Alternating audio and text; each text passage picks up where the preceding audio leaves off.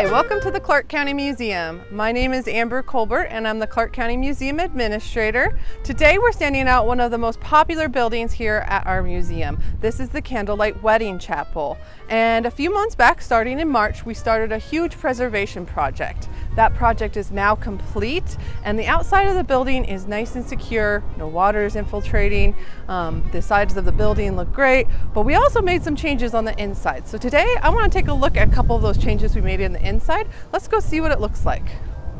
So now we're inside the chapel and you'll notice it looks very familiar to what it looked like before we had the restoration project, but we've added some new exhibits and a couple new stories to kind of make it more of a modern story. And today I have Annie with me, who's actually the one created most of these exhibits.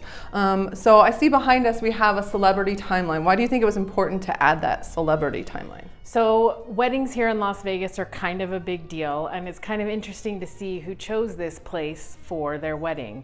And also the Candlelight Wedding Chapel hosted several famous people's weddings here. Do you think the celebrities were kind of help the Vegas weddings boom and really become, 5% of the United States weddings happen here? Yeah, quite a few actually, yes. So Frank Sinatra, when he came in the early 50s, he made Las Vegas kind of that shift from a country western like Wild West to a place where people wanted to come and people wanted to visit. And his celebrity friends started coming out here and realized that it was really easy to get married out here. You could be very discreet and no one would know about it. And so people started seeing Las Vegas as a wedding capital. And then in the 80s, a lot of celebrities came out here, and a big one was Michael Jordan. And after he got married, that was a huge push for weddings to come out and start happening out here. So, yeah.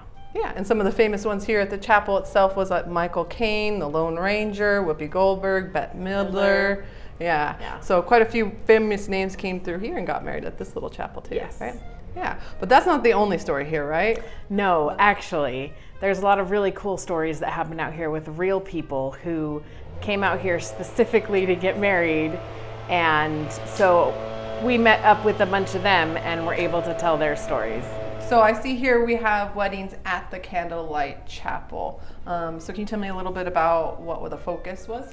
Yes, so this was one of my favorite panels to put together. I actually got to contact most of these people and ask them to send me their stories and tell me a little bit about why they chose Las Vegas, why they chose to get married here. And none of these couples are actually from Las Vegas. They're from all over the country and all over the world. But my favorite part about this panel is people think Las Vegas is a place where you come and get married and then like 3 months later you end up divorced. But actually Las Vegas is a place where you come and get married, and all of these couples have been married for more than 20 years, quite happily. But this is one of the earliest couples that got married in the chapel in 1967. And then this was the second to last couple to get married in the chapel right before it closed. But this was just really cool to see that these were very personalized stories, and some of them they drove up here for the day and got married, and some of them actually planned for quite a while, like Sonia and Martin, because they wanted to get married on 9/9/1999. So, Las Vegas isn't a, hey, let's get married on a whim. It's also, hey, let's come here because it's a pretty great place to get married. So yeah, and from what I've heard from the county clerk and just the visitors of the museum, a lot of these people come back for their anniversaries to celebrate on an annual basis. Of course, that's why this chapel is one of the #1 visited houses here on Heritage Street. Yeah, they really do. Yeah, and so do we have any artifacts from these people? We do, actually. We have a couple. Several people sent us their wedding certificates. And then also some brochures from the chapel, but we also have some actual physical artifacts over there. Yeah, let's go. Right. So this small room we're actually in, I believe, was the original dressing room for brides, but we've turned it into something different to feature some of those artifacts and hopefully artifacts we get. Do you want to tell us any of the stories of some of the artifacts we've gotten? Yeah, so this is kind of fun. These are different receipts from different prices that the weddings would cost people. Weddings were super cheap. You could get married for as cheap as $45, or you could do a full-on giant package for $500. And that included flowers, pictures, music. So, people might not think getting married here is a great idea, but getting a wedding for $500 is kind of unheard of. But we have different price lists and things that people brought in. But over here, we have One of the cool things about getting married in Las Vegas is when you get married in the wedding chapels, you actually get a lot of freebies. And so this was champagne, souvenirs, and lunch or dinner for your entire wedding party, up to 6. And then this is from the Candlelight Wedding Chapel. It's something, if someone actually planned their wedding there, they would send it to them so that they could write down guest lists and actually plan their wedding.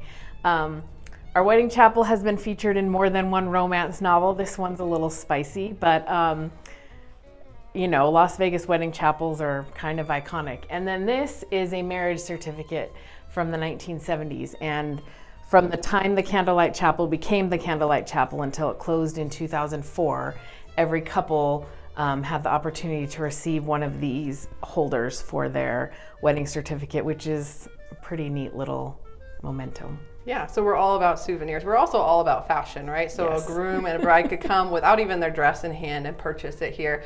This room was also somewhere where we can kind of rotate through some of the dresses we have in our collection, right? Yes. Yeah, so how often do you guys normally change up some of the dresses? We try to change up the dresses about every 3 months with the seasons and with the, you know, if there's a holiday or different things. We like to change it up quite a bit because we do have a lot in our collection.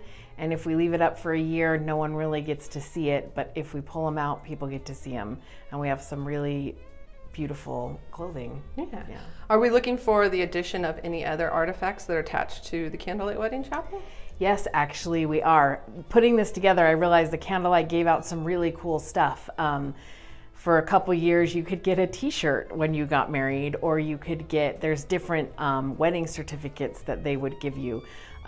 There's just a lot of stuff that we would love to have and put in our collection, even if it was just a photograph or a scan. Yeah. And they can do that by contacting the museum via our website, of course, and contacting us. If it's something we don't have and it's specific to the Candlelight Wedding Chapel, we'll definitely be interested. Yeah, we would love to have it. Well, thank you so much, Annie. You're welcome. So as you always come into the chapel, we have kept our digital display. It's important to collect the stories of the brides and grooms that have come through here. So anytime someone visits or reaches out to us and we hear they were married here, we ask them to send a photo and their certificate. Those are then displayed on this digital display here.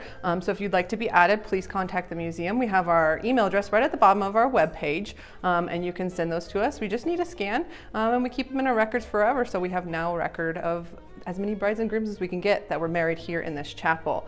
And then of course over my shoulder, all of our exhibits here are very immersive. So when you walk into the chapel, you are walking into a wedding that is happening between a bride and a groom, and you can see that their friends are off to the side waiting for them to be done.